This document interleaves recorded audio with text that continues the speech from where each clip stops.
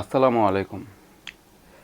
ইউনিভার্সিটিতে কোরআন অবমাননার যে ঘটনাটা ঘটল, আর এই ঘটনাতে যে সমস্ত মুসলিম ভাইরা এই ছেলেটাকে আপনারা ধরেছেন, এই অবস্থায় যে অবস্থায় সে কোরআনকে অবমাননা করছে, আমার মনে হয় আপনারা ছেলেটাকে ধরে খুব বেশি কিছু করেননি। যতটুকু তার পরিণতি হওয়া উচিত ছিল সেই তুলনায় আপনারা তাকে কিছুই বলেননি। কেন বলেননি তা আমি জানি না, কিন্তু সব জায়গায় কিন্তু ভদ্রতা চলে না।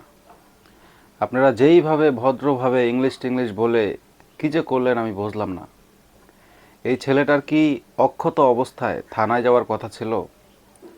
আর এই ছেলেটার তো ওখানেই মরে যাওয়া উচিত ছিল, বাট তাকে মেরে ফেলা উচিত ছিল। সেই জায়গায় আপনারা তো তাকে আধামরা করতে পারতেন। অথচ ছেলেটাকে দেখে মনে হয় তার গায়ে একটা ফুলের টোকাও পড়েনি। আর এই অবস্থায় তাকে পুলিশ কী করলো, নিরাপত্তা দিয়ে চলে গেল। এইভাবে যদি আপনারা মুসলিম বিদ্বেষী অথবা ইসলাম বিদ্বেষী অথবা ইসলামের বিপক্ষে যারা কাজ করে তাদেরকে যদি এইভাবে আপনারা ছাড় দেন, তাহলে এরা শিক্ষা পাবে কীভাবে? আজকে যদি তাকে হাত পাও ভেঙে ফেলতেন, তাহলে ভবিষ্যতে যে এজেন্সিগুলো কাজ করার চেষ্টা করছে তারা থেমে যেত, ভয় পেয়ে যেত। বাট সেই ভয়টা কিন্তু তারা পায়নি, বরং তারা পরবর্তীতে এরকম আরেকটা কাজ করার প্রস্তুতি নেবে। কারণ তারা দেখতে পেয়েছে যে যতটুকু হওয়া উচিত ছিল তার কিছুই হয়নি। যেই ঘটনাগুলো, আপনি একবার মাথা ঠান্ডা করে ভাবেন, যেই ঘটনাগুলো বাংলাদেশের যেসব নাস্তিকরা বাংলাদেশে বসে ঘটাতে পারবে না বিদায় তারা দেশের বাইরে যে এই কাজগুলো করে, এই যেমন ধরেন তসলিমা নাসরিন বা আরও অনেকেই আছে, তারা কিন্তু এই কাজগুলো করার জন্য দেশ থেকে বের হয়ে গেছে। আজকে তারাই হয়তোবা বা তাদের মতো যারাই এই পরিকল্পনা করে এই ধরনের ঘটনাগুলো আমাদের দেশে ঘটাচ্ছে।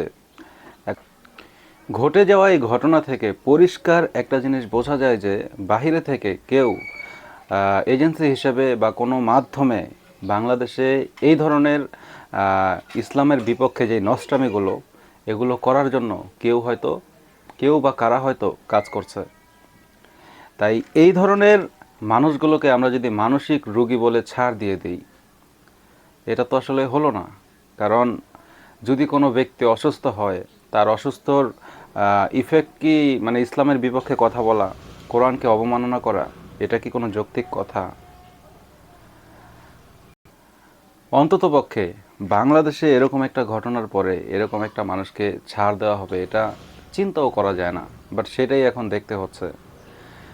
প্রিয় দর্শক, আমি জানি না এই মানুষটার ব্যাপারে রাষ্ট্রীয়ভাবে কী ব্যবস্থা নেওয়া হবে, তবে উচিত ছিল একে একটা উচিত শিক্ষা দেওয়া, যাতে এই দেশে ভবিষ্যতে অন্তত এই বাংলাদেশে এইভাবে আর কোরআন নিয়ে অবমাননার মতো নেক্কারজনক ঘটনা যেন না ঘটে।